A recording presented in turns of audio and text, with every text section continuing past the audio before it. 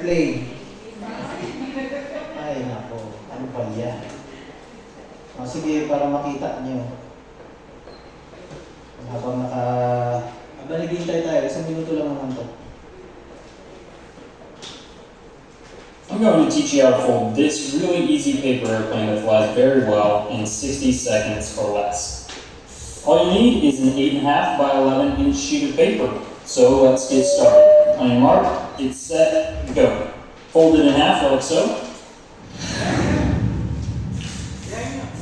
And open it up. And fold the top down, leaving just a little more than an inch at the bottom.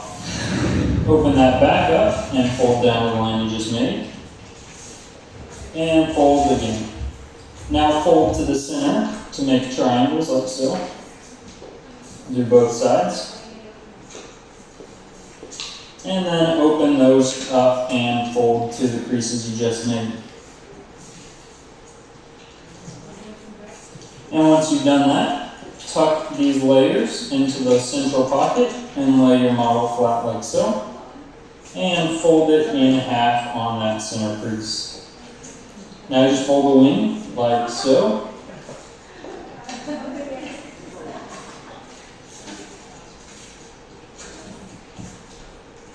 And there you go. Open it up and give that thing a throw.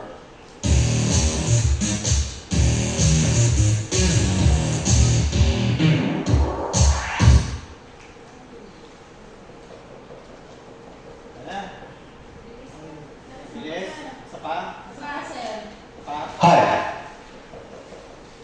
Slow. Slow. One more time. I'm going to teach you how to fold this really easy paper airplane that flies very well in 60 seconds or less. All you need is an 8.5 by 11 inch sheet of paper. So let's get started. On your mark, get set, go. Fold it in half like so. And open it up and fold the top down, leaving just a little more than an inch at the bottom. Open that back up and fold down the line you just made. And fold again. Now fold to the center to make triangles like so. Do both sides. And then open those up and fold to the creases you just made. And once you've done that, tuck these layers into the central pocket and lay your model flat like so. And fold it in half on that center crease. Now just fold the wing like so.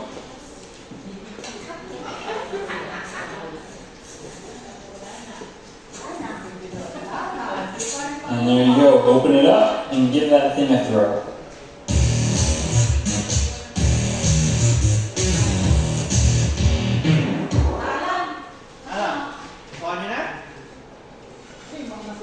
Nakuha nyo na ba? Hindi pa rin. Okay, sige, let's start. I only have technically only 1 hour. Okay, let's start.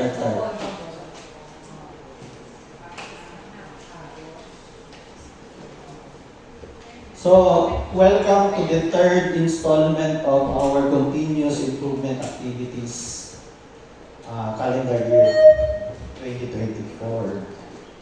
So far we have done yung CCAR. Paano yun? Ano ang audit process? And then now we are transferring towards process. So don't worry, it's a build-up. It's a build-up from beginning with the end in mind. Pag mapapansin ninyo, yung dulo talaga nito is ano yung result? Nag-audit kami, ang tanong, anong resulta nun? Right? So, as far as you are concerned, ang concern nyo kasi dito, meron ba akong non-conformity? Meron ba akong gaps? May problems, issues, concern? So, your auditors is your friend. We are telling you, uy, meron pala kayong pinangako And then, based dun sa pangako nyo, may hindi kayo ginawa. Saan nyo naman mababasa yun? Dun sa audit report. Pag binasa nyo yung audit report, yun na yun. So you don't have to do what we do. In fact, pinagaan namin yung trabaho ninyo because we are able to see your issues and concerns, your problem. Not because we want to find fault sa inyo, but rather we wanted you to know may problema pala. Minsan kasi tayo, hindi natin alam na may problema. It takes someone from outside, your unit, or ikaw mismo, to tell you that there is a problem. One, hindi lahat tayo alam mga ISO. Hindi lahat. Two, minsan, alam mo yung very short story about me. So meron akong crush. Crush na crush ko yun kasi kamukha ni Don Sorveta yun. Bata pa ako. Ewan ko, kilala niyo pa yun. So, what happened was, magdidibu siya. And I was one of the roses. Ay, the thorn pala. Siya pala yung rose. So, dahil isa ako dun sa, ano ba ito? Cotillion ba tawag dun? Waiting roses? Di ba ako yung isa dun sa mga lalaki na magsasayaw sa kanya. So anyway, the story short, nagsukatan na kami ng barong. Si part ng process was magsusukat ng barong. Unfortunately, teenager ka, hindi mo alam. So, pagsukat ko, katabi ko pa naman din siya. So, tungtuwa naman ako. Dahil pinapawisan ako, dahil kinakabahan ako, dahil katabi ko yung crush ko.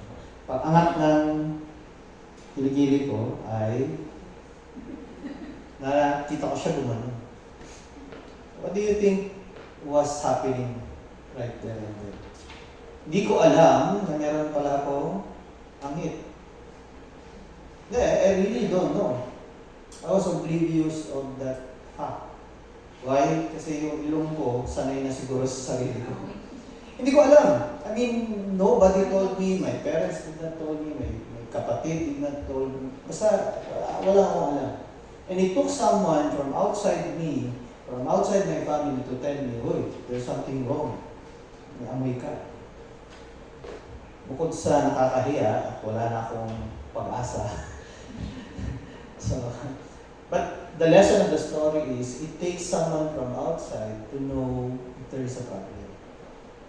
Kaya nga tayo kumukuha ng mga consultant. Kaya ang ISO has an external auditor. Someone from outside coming in, doesn't know who we are, hindi siya part dito, in fact, hindi niya nga alam kung ano ginagawa natin, but he comes in or she comes in and then tell us, there's a problem. So that is your SICAR. We are telling you there is a problem. You not knowing kung bakit. At saan nagaling yun? So, it means your auditor is your friend. Next, we did the audit process. Pinaliwanag namin sa inyo kung ano yung audit process. Now, if you miss these two, pinost ko na online yung recordings niya. I hope that you don't have to finish it in one sitting. In fact, the way ito best practice ko parate. When I travel, it takes me around 30 minutes to 1 hour. Pauwi ng bahay. Papunta rito, mga 15 to 30 minutes. In both occasions, what I always do is go online, YouTube live. Pinapanood ko yung mga gusto kong panoorin. And in that moment in time, hindi sayang yung oras ko, but rather it makes me learn something ng tipak-tipak. I don't have to finish everything. Basta, minsan, ginagawa ko pa nga, katulad nung, alam niyo yung shinare ko sa inyo na, na 4 hours? Alam niyo ba kung ilang beses ko na napanood yan? 10 times. 10 beses ko lang inulit-ulit yan. And that's how powerful these things are in elevating your knowledge. Huwag kayong makontento na once nyo lang panonoorin. Panoorin nyo lang panoorin. Kasi minsan, pinanood mo ng first time, iba yung interpretation, understanding mo on the second, third, fourth, and minsan on the nth time. Alright? Sige. Now we go to process flow chart. So, and how identify. I don't have a lot of time. I will try my best to finish this as fast as possible. So, bibilisan natin to, ha? Yung ibang mga explanation, I will just tell you pag nagtanong kayo. Alright? We will be very lean. So, my scope of presentation is as follow. Tatlong bagay lang. One, how to create flowchart. How to create flowchart. Understand yung 7S na nanggaling sa 5S na hindi ko alam bakit pinalalaki at pinadadagdagan. Pero tatanungin ko kayo ngayon, sino nakakaalam kung paano ang 7S? Show of hands. What are the 7S?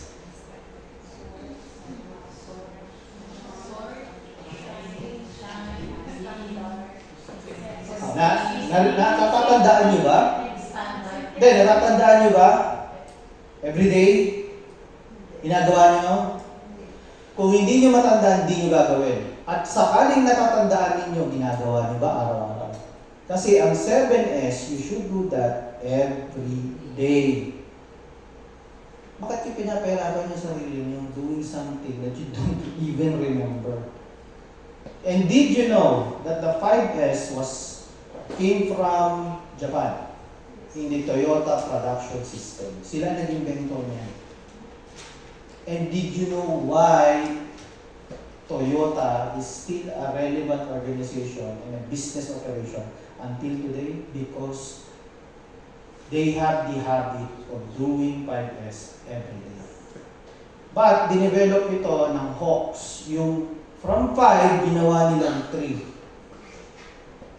Kasi ang reason lang is, why make it complicated? Why? If you cannot remember, you cannot do. If you cannot do, then you're ineffective. So the first thing to do is to remember that it is. Problema, hindi mo nga matandaan yung 7 eh. And did you know that the 7S, 5S, or whatever, 3S, is just a way for you to remember something else which is much more important. Ano yun? Remembering and identifying the 8 ways. If you don't know the 8 ways, useless, yung 5S, 3S, or 7S na. And that's my realization for going through a lot of trainings. Pansin ko yan. 5S, alam ko yan, memorize ko yan eh. Okay na naman, ginagawa mo ba? Araw-araw? Sasagot? Hindi. Kung kailan lang maisipan, pag may inspection, yan, nagagawin siya yung 5S. Okay, nasita siya, 5S. That's not how to do it. That's not the proper thing to do. Ngayon, sige, ginagawa mo 5S. Ano ba yung nahanap mo sa 5S? Kung hindi nyo alam, you must learn first how to identify the 8 ways. Yun muna. Pag hindi nyo alam yun, useless gumawa ng 5S at 3S. Alright, so, what are the 8 ways? Yan yung dapat ninyo malaman. Maraming paraan, may Team Woods, tapos, may mga acronym kasi maraming masyado.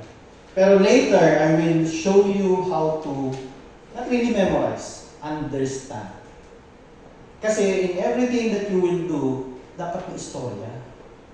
Problema kasi hindi tayo marunong mag-istorya. Tingnan nyo, hindi nyo matandaan yung maraming bagay, pero natatandaan nyo yung tungkol sa pagong at saka machin. Bakit? Kasi kwento. Pag hindi mo kaya ikwento, walang kwenta. Kaya para magkakwenta, lagyan mo ng kwento. In this case, mamaya lagyan natin kwento kasi 8 eh. Yung 7, hindi nyo ma-memorize, 8 pa kaya, di ba? So 8, tutulungan ko kayo paano natin ma-memorize yan. Alright, so, pag tinanong, sir, ba't ba importante ang process na yan? Ba't ba kailangan yung proseso? Kasi, sa ating ISO, nakalagay po siya dito. QMS, sabi niya, clause 4.4, Quality Management System and its processes. Hindi process, processes. Kasi kung may sistema, maraming proseso. Diba ang pagkakaiba? Diba? Yung una kong pinaliwanag yan. A system is several processes interrelated and collaborating with each other to create a system. Walang system kung walang process. Ano yung procedure? Kung ito ang system, binagbuklod ang several processes. Ang processes ay pinagbuklod ng maraming procedure. Okay? Kung may SOP ka, part lang yan sa process. Ang isang process mo ay kasama ng iba't ibang process dito to create your system.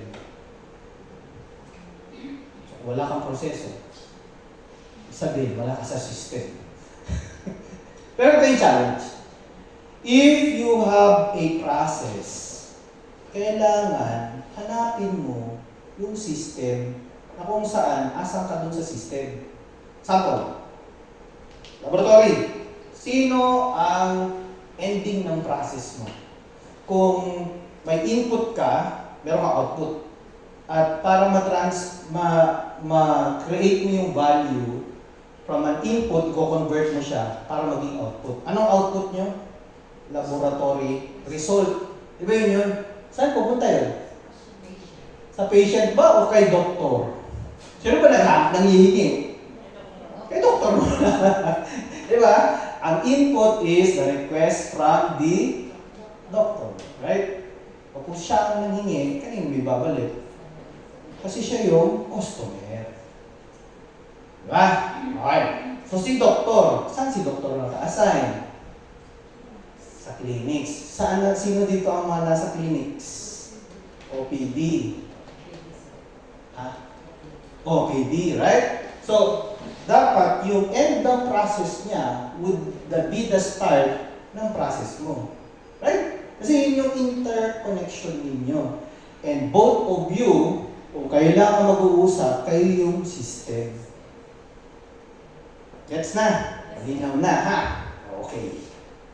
At syempre, si ma'am, may procedure siya doon sa loob ng process niya. Step 1, kinuha niya yung resibo. Receipt ng request, right? Ano yung procedure? Yun, ha? Okay. Sana natin, kasi makababa ito. Last na, ha? Practicein nyo. Practicein nyo kasi ite-testing natin ngayon ang tawagin natin one-piece flow versus batching. Kaya mapapansin ninyo, each and every one of you, ito ha, para at least naintindihan ninyo ha. Ito yung standard. Okay? Ganito po, sir, ma'am, ang paggawa ng eroplano. In your case, sir, ma'am, ganito po ang mag-extract ng dugo. Sir, ganito po gumawa ng memo. Ganito po gumawa ng ano yung mga process na meron ka sa office mo. Yeah, sa office mo. Ha? Mga master list po na. Okay, ganito ang gumawa ng master list. Tell me some process or procedure na ginagawa sa office. Paggawa ng pagbuo ng medical team, right? Pag-deploy ng medical team, that is a procedure. That is part of a process. Billing. O, ganito ang paggawa ng billing. Gawa ng Memo. dispensing. Dispensing of gamot. Right? Patient. Triage. Yeah. Huh? Census. Feedback sa memo or probably dahil may orders. Right? Yung orders natin.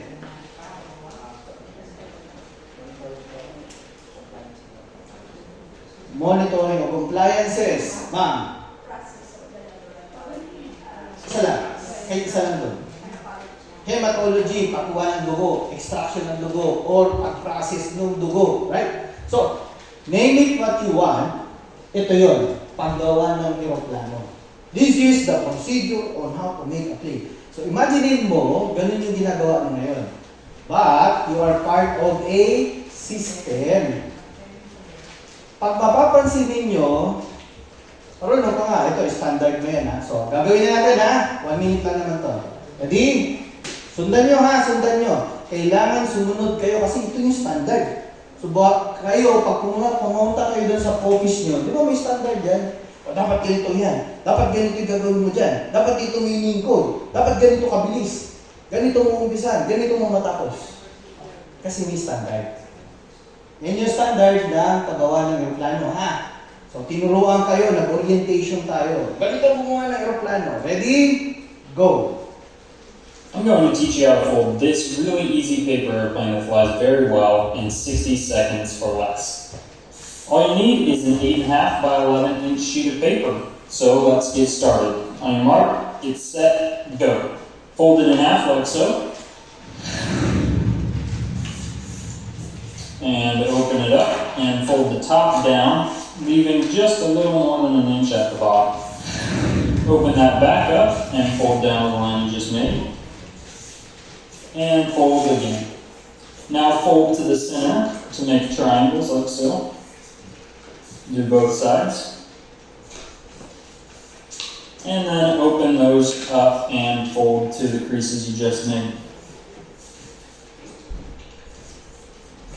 And once you've done that, tuck these layers into the central pocket and lay your model flat like so. And fold it in half on that center crease. Now just fold the wing like so.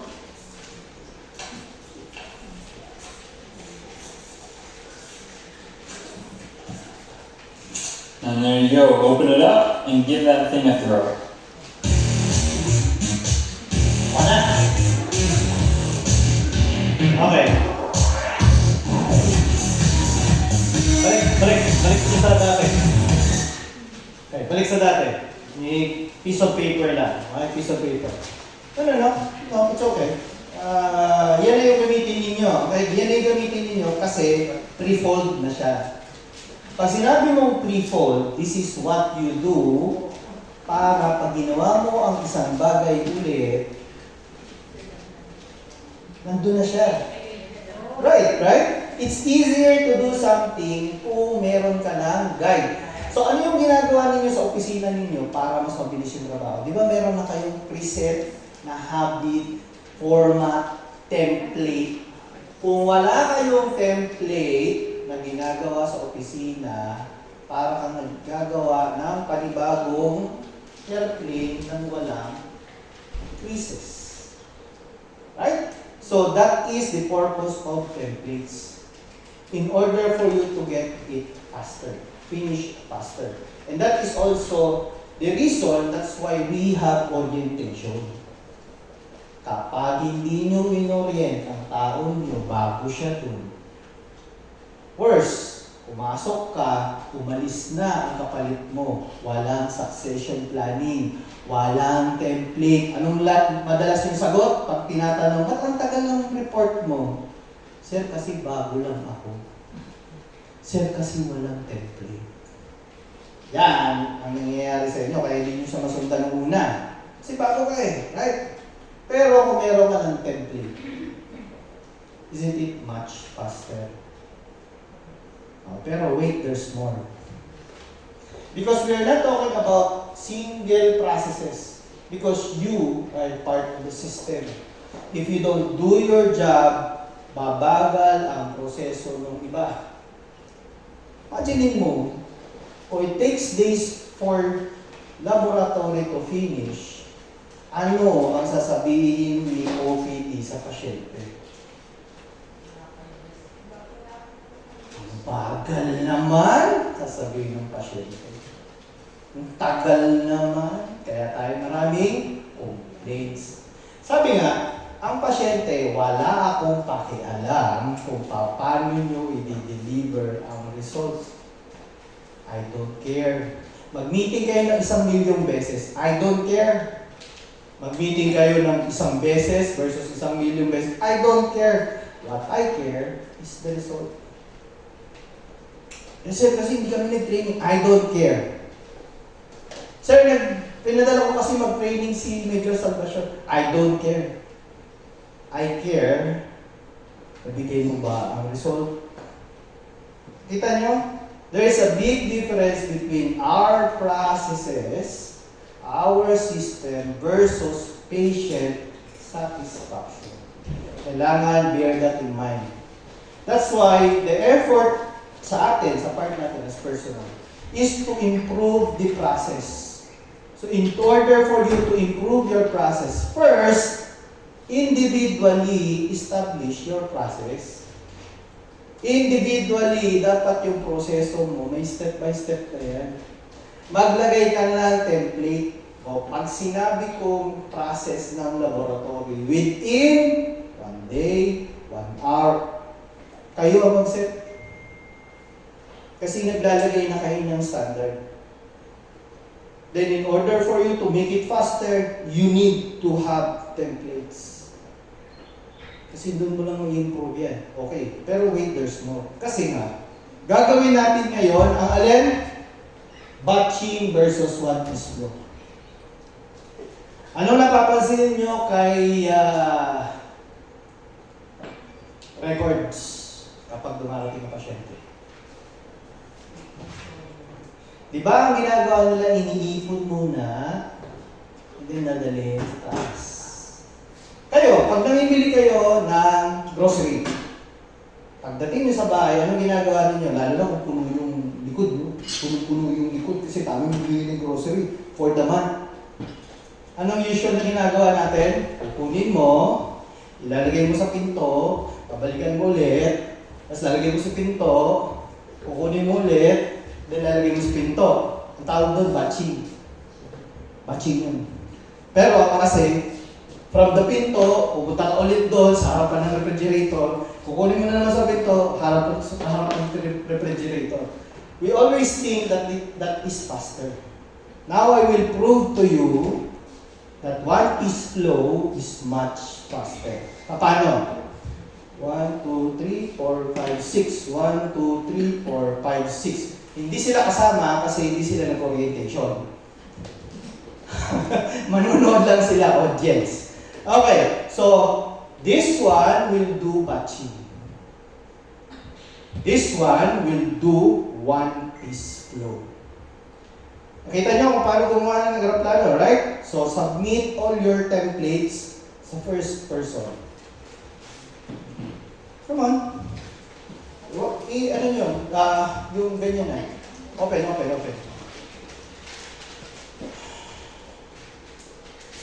Hurry up. Mabilis lang dapat yun. So, dapat tag-iisa kayo ha. So, we will test now what is the difference between one-piece flow and batching. Tingnan natin kung sino mauuna ha. Ito, hindi ko dadayain yan kasi ilang beses ko nang ginawa itong exercise na ito. Okay, so, ang sabi ko, batching kayo, right? So, ang gagawin mo ma'am, ipo-fold muna, right? Yung isang fold lang, i-fold mo ulit, yung lahat ng yan. And then ikaw, yung next fold. Ikaw, next fold. Ikaw, next fold. Ikaw, next fold. Ikaw ang final fold. So, 6 na folds. Huwag mong tapusin ma'am lahat. Isa lang, yeah. Kung ano lang yung unang step. Di ba, ganyan tayo? Di ba ganyan naman yung tinuro sa atin? Hindi, dapat gawin mo lang yan kasi madali lang yan. Right? Tayo ang hindi.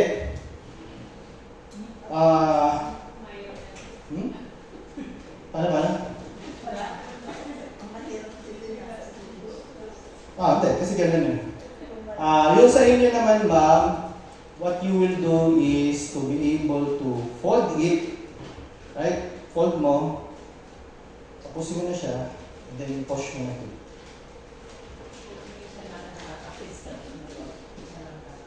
Try natin muna, try lang natin. Okay? Kasi nga one-piece flow, right?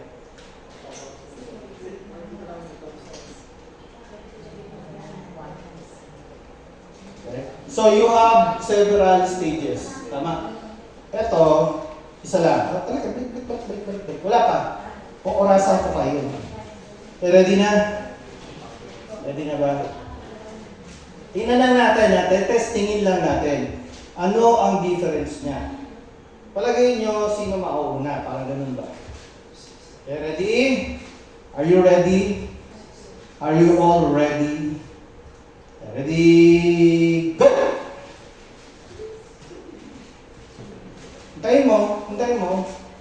Tapusin niya kasi batching nga. So siya, gagawin niya na yan. Yan lang natin. Ha? Testing lang to, testing.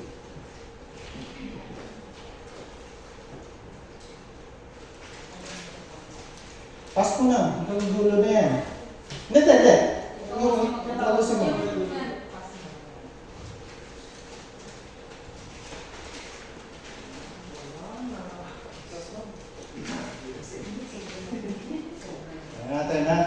Testingin lang natin kung ano ba talaga.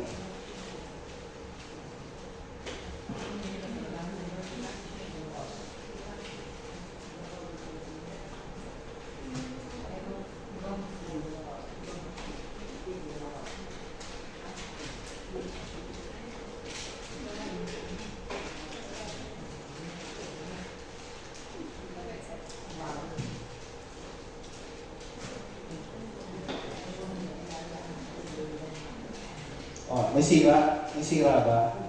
May sira. Sige lang. May sira kasi, di ba? So, sige lang. No problem.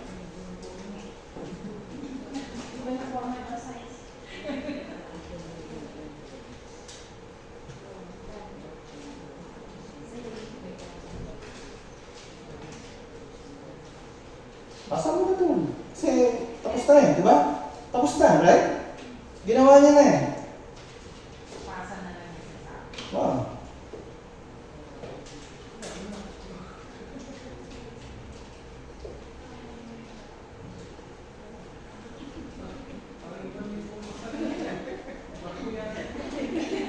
Sige lang, tuloy niyo lang ma'am, tuloy niyo lang po. Tingnan natin kasi kung makauna. Sige. Pass.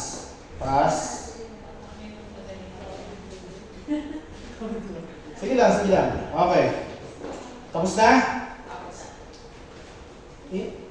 Okay, stop. Aakalain nyo, mauuna siya. In a traditional way of thinking, lagi mong iisipin, parang mauuna to, no? Kasi tayo lahat, tinuruan tayo batching. Attendance, bago magklase, sabay-sabay. Pansin niyo yan? That is what you call batching. There is a big difference between batching versus one-piece flow. Ulitin natin. Nauna to ha, nakita nyo, siya lang ang nagtatrabaho. Dadagdagan mo ngayon ng mas maraming magtatrabaho. Gagawin ko 3. Pero one-piece flow lang. Palagay nyo, sino mauna? Sila pa rin, right? Kasi nga, isa lang eh. Natapos niya. Kahit mag-isa lang siya. Pero may problema. Alam mo yung problema? Quality ba yung trabaho? Right? Hindi, di ba? Napansin niyo, hindi quality. May mga mistake. Pero, ito po yung kagandahan. Ay sabi nila, di batching mo para less ang problema. Para specific lang ang trabaho niya. Pero ito yung problema. Pag si one-piece flow may problema, yung pangalawa, pag-check niya, mali ito eh. Tapon. Or ulit. Or rework ang tawag natin. Pero, na-check na agad, isa pa lang. Imaginin mo, pagdating kay Ma'am Neto, meron siya napansin, may mali. Anong usual ginagawa natin? Dahil batching siya, yung buong batch, ibabalik. Itatapon. Sino mas magastos? Right? Mas magastos kasi isa lang ang trinabaho mo, ay isa lang ang mistake mo, i-assume mo lahat ng batch na yan, palpak. Ibabalik mo lahat dito. And then ito pa, pag may mali dito, ang hirap hanapin. Imaginin mo kung final finished product na. May mali doon sa isa. I-assume mo ngayon na mali din yung iba. So ano gagawin niya? I-check niya bawat isa. Whereas, kung siya tinapos niya na, kahit palpak yung una niyang ginawa, pagdating dito, check. Pasado, hindi. Assuming pasado. Chinek niya ulit. Palpak. Tanggal agad yung isa. You don't have to rework the buong batch. Sir, pwede ba yan? Dami-dami naman ang mga request sa atin dito. Hindi lang pwede na isa-isa lang yan. I argue nga po, sir, ma'am. It takes a paradigm shift para magbago yung mindset natin.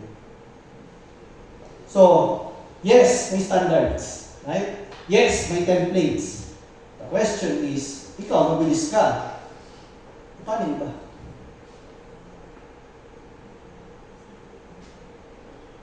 Yun ang problema ng batching. So just imagine and think for a moment, ano ba yung ginagawa namin sa opisina na batching? And can I improve that to become one piece? Ito, isa lang siya nagtatrabaho, natapos niya, ang bilis-bilis. Ako nga nung una ko tinest yung ganitong exercise. Oo nga, no?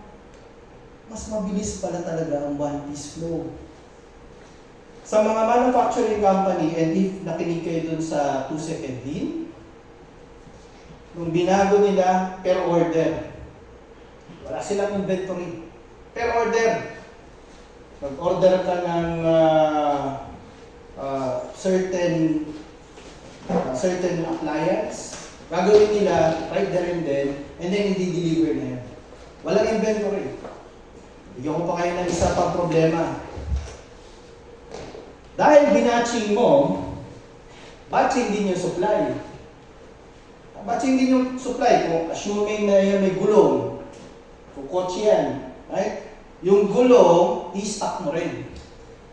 Right? I-stock mo rin yung gulong. So, kunyari, ikaw ang tasking na maglagay ng gulong ng sasakyan. Mag-i-stock ka ng maraming gulong. Kasi pagdating sa'yo, kakabit ka ng gulong. Imagine, ilang gulong yun na ilalagay mo sa warehouse. Tanong, may warehouse ba tayo? Kaya nga tayo nagkakaproblema saan? Sa records. Laging issue yun. Saan ko nilalagay yung record ko daw? Bundok na yung record. Sa supply, pag tinignan nyo yung supply, asan na nakalagay yung mga supply? Kung one piece flow yan, walang inventory. Kasi tinapos mo na eh. Isa pa lang ginagawa. Kung tapos na, deliver agad sa customer. Sabi ko nga po sa inyo, as far as the customer is concerned, mag-batching ka o mag-one piece flow, wala akong pakialam. I don't care about your process. I don't care about your system. What I care is result. Kasi, naghihintay ako. So, I hope you realize something, right? Simple exercise. Testingin nyo yan sa bahay. Testingin nyo sa bahay. Magtitimpla ka ng kape. Magtitimpla ka ng ganito. Paano kung pinagtimpla ka ng 100 kape? Maglalagay mo na ako ng tubig. Lahat, lalagyan ko mo ng tubig. Diba? Then next, lalagyan mo ng kape. Puro kape. Then next, lalagyan mo ng asukal. Kung may asukal, diabetic pala. May mali. Asa na nga ba yung nilagyan mo ng kape? Hindi mo na alam. Titikman mo ngayon. Ikaw lang. Hanggang sa ikaw na, diabetic. That's the point, right? That is the problem of batching. What if, some kape, tapusin mo na, o ayan, deliver. Saka isa, 100, naghihintay sabay-sabay. Ang dami mong rework, ang dami mong mistakes, ang dami mong error, ulitin mo na naman, ay sorry po, pasensya ka na, nag-isa na kasi ako. Whereas, 100, o itong isa, 99 na lang. Then 98 na lang. Then 97 na lang. I get the point, right? I believe that, I hope that this becomes your paradigm shift from something na traditional tayo towards something else. Okay, tama na yan. Panood nyo na to. Hindi ko na ipapaliwanag kung paano gumawa ng flowchart. Pag hindi nyo pa napanood, go online, go sa YouTube, pinost ko na yan. Dapat marunong na kayo by this time paano gumawa ng flowchart. May ibig sabihin pala yung shape. May ibig sabihin ng shapes, hindi lang siya basta bilog or square. Madalas sa process flowchart, puro bilog or puro square. May meaning po yun. Kung gusto niyo matutunan, ayan. Sir, hirap naman gumawa sa PowerPoint. Andyan na rin, nilagay ko na rin yung reference nyo. Okay? All you have to do is go online, mag-aral kasi kayo. No? Okay. Hindi na. Alright. So, what is the difference between system, process, and procedures? Napag-usapan na natin kanina. Ano nga ulit ang system? System is an interrelated process. Yun na yun. Yun na yun. Next. What is a process? The process are interrelated activities or in this case, procedures. Okay? Huwag mo ng picturean. Nandun na yan. Sinend ko na rin yan sa'yo. So, para hindi kayo, wala kayong problema. One piece flow din ako. Okay? Deliver agad ang result. Okay. What is a procedure? It is a specific way to carry out. Okay? Wala na. Yun lang yun. Technical terms po to. Kaya pagpunta kayo dun sa ISO 9000, 2015, yan yung mababasa ninyo. Yan nandun na. Okay? Alright. So, what are the different types of processes? Akala nyo flowchart lang ang meron. Let me tell you, that is the most basic. Sir, bakit yan ang pinagagawa sa atin? Hindi ka nga marunong sa process flowchart na basic magpupunta ka pa sa advance. Yan muna. Don't worry. Pag nag-mature na po kayo, at nag-mature na ang PNPGH, ituturo na natin yung mas magagandang klaseng flowcharts. Tawag yan process map. Iba't ibang klaseng process map, marami. Ito, basic pa lang. Kung hindi nyo nagagawa yung basic, I doubt magagawa nyo yung mga ibang klaseng flowchart. Pero I tell you, etong basic flowchart, minimum standard. Kung mag-undergo ka na certification, tanggap na nila yan. Pero, kapag na-expose na po kayo sa iba't ibang klaseng process map, other than just the basic, hindi na po kayo babalik sa basic. Kasi ihamak na mas maganda po yung iba. Ano yun? Sasayin natin. May swim lane, may value stream, may SIPOC diagram, at mayroong business process model. Ang dami pala, no? Wait, there's more. Mas marami pa dyan. Hindi ko na di-discuss kasi yan lang yung alam kong, for me, mas maganda. Right? Ano ang basic flowchart? Di ba? Ito na yung ginagawa ninyo. Yes, no, yes, no, yes, no. May decision may diamond, hindi na puro square, at saka bilog. Lagyan niyo ng decision. Kasi pag may decision, ibig sabihin may magdi-decision. Pag walang magdi-decision, di yan process map. Okay. Next, swim lane. Sir, ano yung swim lane? Process map na nilagyan na ng specific na tao. Kasi bawat tao may kanya-kanyang trabaho.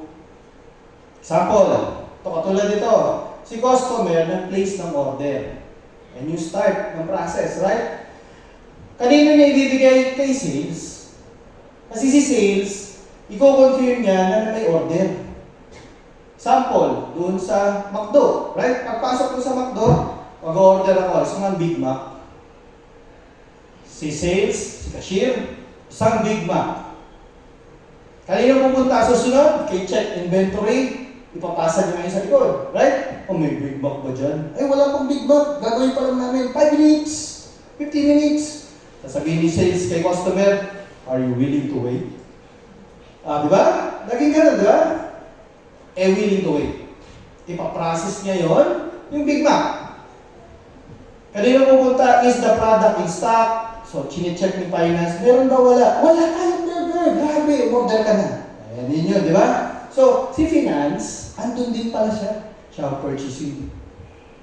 Guess nyo, the beauty of swim lane is malinaw kung sino ang may responsibilidad. So, dapat pala, in the future, pag gumawa tayo ng process nyo, ngayon, ginawa nyo yung basic nyo, di ba?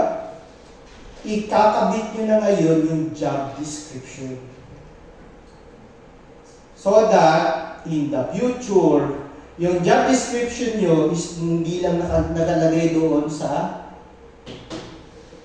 table na wala namang kwenta. Ano naman ngayon kung nandyan siya?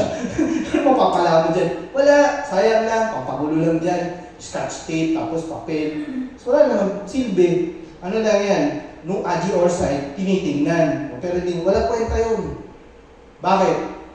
Ano ngayon yan kung hindi naman siya nandun sa process map? Dapat, bawat item na nakasulat sa job description, andito. Sa proseso. Bakit? Magkahiwalay yung job description mo doon sa proseso. Tingnan niyo yung job description niyo pagbalik sa office. Teka, di ko naman ginagawa ito ah. Tapos may pinakamalaking trabaho doon, which is sometimes 70% to 50%. Perform other tasks as directed. Kaya nilagay yun doon kasi hindi nila alam kung ano yung gagawin mo. Kaya ka ngayon, ngarang kasi ang dami mong ginagawa. Bakit? Hindi kasi naka-angkla sa proseso. So in the future po, sir ma'am, pag nag-mature na tayo, I suggest, gumawa kayo ng proseso. I-identify nyo ngayon ano dun sa proseso ang trabaho ko. Para wala na yung kung sabihin ni, sir, kulang kami sa tao. Hindi. Hindi ka kulang sa tao. Hindi mo lang na-manage ng maayos. Hindi kasi malinaw yung process map mo. Bakit sir hindi malinaw ang process map? Wala ka kasi swim lane. Teka lang. Graduate na tayo. Grade 1, basic. Grade 2, swim lane. Grade 3, or pang-college na actually ito, is what we call value stream. Ang beauty ng value stream, meron kang supplier, meron kang customer. Cycle po yan. Mula day 1 hanggang pupunta ako kayo sa mga malalaking kumpanya. May value stream sila. Yung kumpanya na maganda ang quality, ha? Huwag kayo pumunta doon sa walang magandang quality kasi walang ganyan sila. Hindi nila ginagawa yan doon. Pero punta kayo doon sa mga magandang quality, meron sila yan, value stream. Kasi yan, pang-college yan. My hope, pangarap ko lang, sana. Darating ang panahon, ang being BGH po, ito na yung pinag-uusapan. Hindi na ninyo nire-require yung tao ng basic process map. Dapat value stream. Kasi dito, detalyado. Imagine mo, 30 minutes, 32 minutes, 60 minutes, nandun yung delay. Nandun yung processing time. Specific.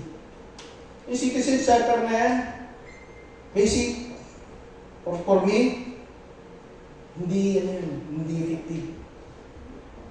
Sorry to say, pero minimum standard eh.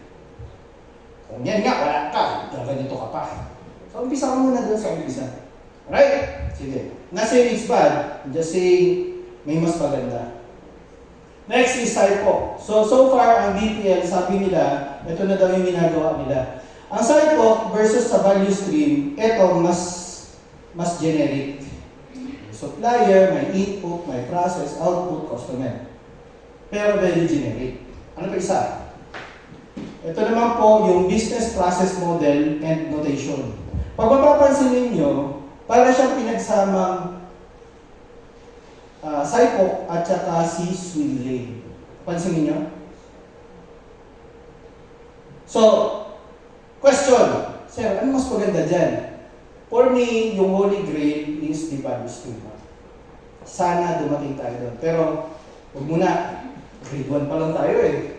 No? Graduate muna tayo ng grade 1. Dapat lahat tayo pantay-pantay grade 1. Hindi ba pwede na, siya grade 3 na, ikaw grade 1 pa rin.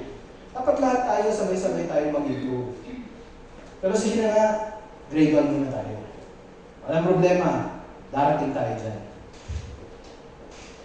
Okay. That's it. Type. Oh my God, di ako natapos. Kasi 12:45 yung ano namin, attendance. Okay, so, let's understand. Teka, baka ma-absinan lang ako. Eh, matagal naman sila mag-ano yung attendance. Sorry I wish I was hatiin yung katawan ko, pero unfortunately, hindi ko kaya.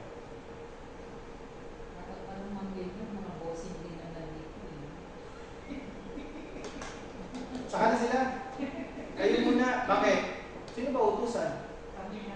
So, bakit ko sila kakausapin kung hindi kayo marunong? Eh, kayo utusan niya. So, may key success factor ever since. Turuan ko yung gagawa. Skip ko na sila. Anyway, re-reassign naman sila ulit. Sino naiwan? Kayo. Sino utusan? Kayo. O, tuturuan sila. Hindi kayo na lang. Sorry.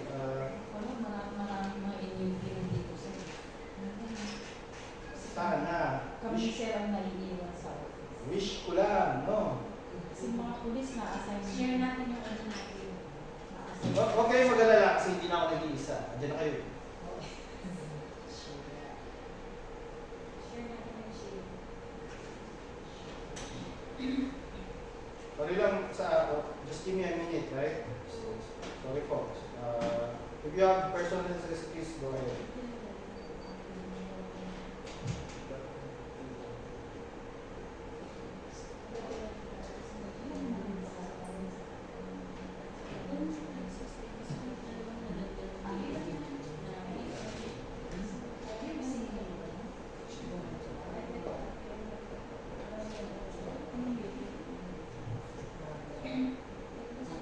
Pero anong napansin ninyo so far?